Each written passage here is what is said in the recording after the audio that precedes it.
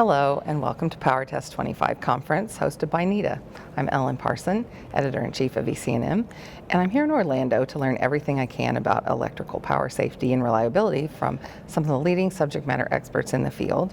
And I have one of those subject matter experts with me today here, Jonathan Dyer. He is the Safety Director of ECP Solutions, and he gave a presentation yesterday on electrical safety, where did the shock go? And that was of particular interest to our audience with EC&M. So we kind of wanted to just pick your brain a little bit of what were the key takeaways from that session to share with our audience. So if you want to start with a little background on your company and your role and how you work with the PowerTest attendees. Yes, definitely. Thank you, Ellen.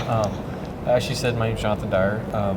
Work for ECP Solutions. We provide electrical testing equipment for all the testing that they do for electrical maintenance and outages and things of that nature. I'm over what they consider our safety division. Okay. We provide safety resources to some of the technicians out in the field, whether it be electrical safety, whether it be PPE safety, whether it be any type of safety questions that they have. In any kind of application, like any kind of job site, or mainly focused more on utility, or is it all over everything? You got residential, you got commercial. Oh, okay. Electrical testing goes into all the, petrochem, refineries. Okay, so any vertical market. Centers now. You've Right. got high-rise buildings. You've got underground utilities. You've got substations. I mean, that's one thing I learned about the field services. There's no certain industry, if that makes sense to you. Right. Most of us okay, well, I'm a banker. Okay, well, you're in the bank industry, right? Field service technicians, they can go from, they probably test the transformers here for this.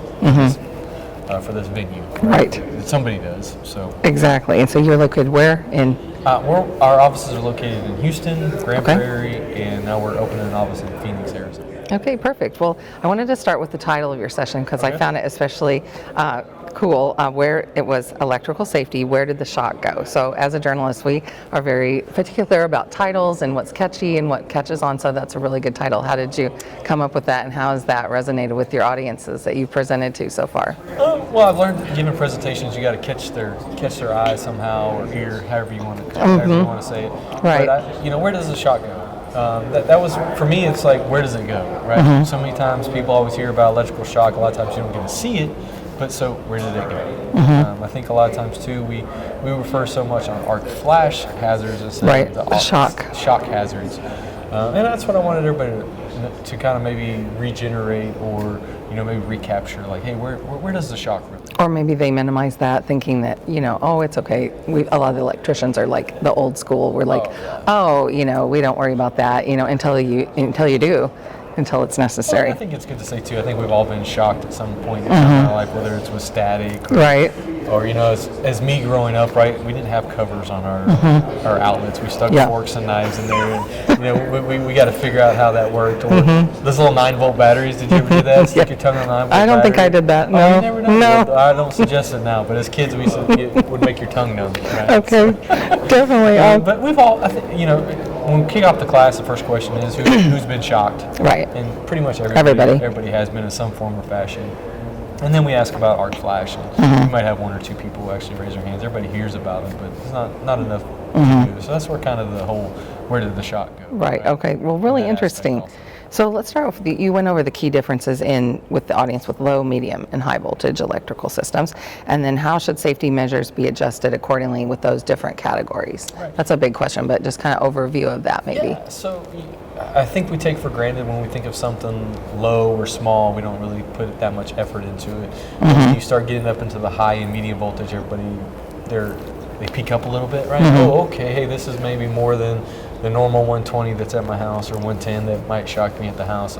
We put so much emphasis on medium and high voltage. Now there's an extra high voltage. Right. Do you think there's categories that everyone knows what the ranges are, or do you think that varies by the person you're talking to? Like, does everybody understand what low, medium, and high are? Obviously high, but it just depends on what their position is. And where they're working. Okay. And then the main focus was the low voltage can actually hurt you a lot worse than what a high voltage can, because we've taken all the precautions for high voltage, but we don't take the proper precautions for the low voltage. Okay, definitely. And that's usually where you get shocked at, is the low voltages. Okay. Kind of like always, they say like all the accidents are closest to home and you aren't expecting them, and that's when they happen. Paying attention. You're in that drive home where you've already you're It's all focused done. on something else, or first thing in the morning when you're leaving, you haven't finished that cup of coffee or tea or whatever, and oh man. Well, that kind of, talking about home, you mentioned in your session about how electric shock impacts not only the individual worker, but also the family and the colleagues. So can you explain what role do you think the workplace culture plays in mitigating those risks? Definitely. So, I mean, any injuries or anybody that gets, shocked, I mean, you can, obviously there's, obviously death, which you don't want to do. Yeah, right. You can be hospitalized for it. Then obviously you're off of work, and they have insurance called workers' compensation. It's a percentage of what you make, which a lot of people have a hard time working a 40-hour work week and want to keep working more, and it affects the family, right? If a safety professional like myself has to go to your house and tell your wife, or have to make a phone call, hey, can you meet me at the hospital? What's the first thing people think about? Right. And it affects it can affect your whole life, not just your work life. And I think a lot of people don't take for granted in that. And I always tell people in my sessions, like, you don't want me going and seeing your family, or talking to your family, unless we're at like a work function or things of that nature. But And maybe are they a little hesitant of you, or like, and then they get warmed up to it, like, okay, we need to implement these safety protocols, not resistant to it once they see, the outcome that's going to. What I've learned here lately is if you make it personable, people will take it a little bit more to heart, right? Okay. Like, hey guys, you might think safety's stupid, but what does your 5-year-old think? Unfortunately, I know an individual lost both of his hands, right? He can no longer pick up his kids, hold his kids. Right. Right. His norm of life is no more. Right. And just trying to get people to buy into that. Unfortunately, you have to make it personal, where people think, okay, let me think outside the box. I don't know if you've ever seen them. People usually kind of wear things that say, why I work safe, I have a picture of the kids, or a picture of a motorcycle, or a dog, or something like that to make it more personable. And I think it just clicks in your brain a little bit more. Yeah, perfect. That's good advice. Hey, I always look at the aspect of is if my little kid is watching me, they're going to repeat my actions. Right. That's great advice. Same thing with an experience. Hey, if I've got a guy watching me, he's going to repeat what I'm doing. Right. He's going to repeat what he sees. Yeah, that's great advice. Different way to look at it. You also went over some common misconceptions about electric shock hazards in the field, and how do you think that's what you're doing, obviously, the education and training. How can that better address these misunderstandings among electrical professionals, and what are some of those big misconceptions maybe? Do you have any top ones? I'm sure there are a lot of them. But I think the biggest misconception is we focus so much on the arc flash and the shock hazards on these arc flash labels. And I think people just take for granted that I'm just going to put on a pair of gloves and but do you have the right pair of gloves on? Do you have the right voltage set of gloves? Have you inspected? Right. I think that seems to be a big. Have there been any incidents with those before? Definitely. I mean, there's but the big misconception is that I got all this other gear on, I'm going to be protected. But in all reality, the glove is the only thing that's going to protect you from shock. Okay. That's a huge misconception. And then it's in having the right rated gloves is always a big thing. If I don't understand, like we talk about the low, medium, high voltage stuff, gloves only going up to a certain voltage. But if I'm going to do something up and over that, then I'm giving myself that false sense that, hey, I'm going to be protected because I'm wearing these gloves, but in all reality, I'm not if something were to happen. That kind of goes along the next question I had. Obviously, we talked with one of the other experts about this, how the OSHA violations every year are the same, pretty much. They just change orders. Yeah, the top 10 are always the right. top So, I mean, that's an issue there. So, I think we understand why that is, but, how do we make room for improvement there? How do we make changes when it seems like, we have the standards, we have NFPA 70E, we have OSHA, we have the NETA guidelines and all of that, and everybody's, following those, but those same types of incidents obviously keep happening in those certain areas. So how do we make improvements, or what are you seeing there? So we've got to get the companies to start looking above and beyond, if that makes sense to you. Okay. OSHA and them are the minimum standards, and we don't need to be we have the bare minimum history, right? If we keep only abiding by the minimum standards, right? And it's more compliance standards, right? Okay, I have to comply with this, so that's what I'm going to do. Instead of, hey, let's take a higher stance and say we're not going to do this unless we have this, this, and this. Instead of, OSHA or 70E says I only have to do this. Instead of, hey, well, let's do some of our own research. Okay, we've had 5 guys get shocked, over the last 10 years, and why did they get shocked? Well, we were doing low voltage work and we didn't feel that it was a safety risk. So there's all different. And do you see that a lot, where you'll go in and you'll see those same things, and you'll have to give them training on, why does the same type of things keep recurring, or? it's a never-ending. I think it's the way society works too, right? You get a lot of new people coming in the industry.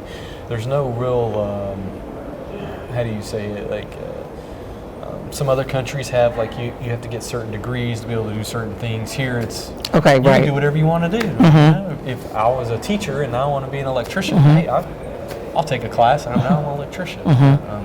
And we try to hold people to standard. The problem is we've been noticing is just trying to get everybody on board. Okay. Yes, it does. And you kind of ended your presentation, I believe, on the stressing that you have to make safety a daily habit. Right. You kind of talked about with the stickers and the different things. So what's that entail, and what should people remember when they're trying to adopt that mindset? I always tell people, you want to be safety conscious, and people always ask me, well, what does that mean? And to me, it's safety all the time. How many times have we gotten in our car, and what is the first thing we do? Put our seatbelt on, right? That's safety conscious, right? I taught myself that. So the same thing should be at work, right? When I show up to work, I should put my hard hat on, I should put my safety glasses on, I should inspect my gloves, I should inspect my fall protection, inspect my tools prior to use. Do I need insulated tools, non-insulated tools?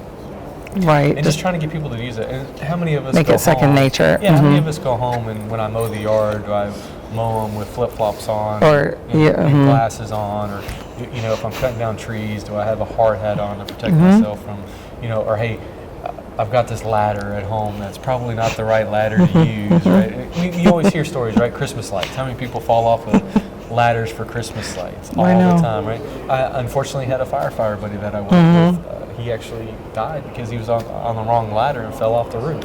Right, a firefighter that uses all the know these things. all these safety precautions at work, but doesn't take it home. So for me, that's why I always try to, hey guys, just because you're at home, you're more likely or because you're familiar with that field even, and you should know those things, and that can still happen. It unfortunately happens way more than people think. Even being shocked at home, how many times do we don't shut off breakers to change things out at home, or and that's my big thing, is I think we promote safety at work so much that we need to promote more home safety. I mean, when's the last time you had a home safety course? Never. Remember, what was the one thing you learned? Stop, drop, and roll. Electricity's bad when you're in elementary school. Right. There's different aspects of it, but what do we do as adults? Remember, there's no home training network. Like have you seen those new things about 811? Like, hey, call before you dig. Right. Yes. Because people are digging in their backyards now and digging up electrical lines, fiber lines. Right.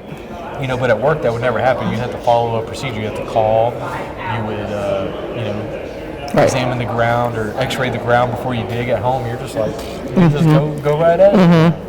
And that's my big thing. I just want people to, I know we promote it at work and things of that nature, but I just want them to take it home with them. Maybe rub off some of that safety stuff on your family at home. Well, and that's why it's so important that people like you, the subject matter experts, come here and educate all of us, so we really appreciate it.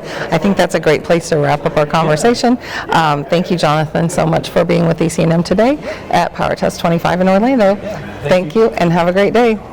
Thank y'all for letting me have it. Be safety conscious all the time. Appreciate it.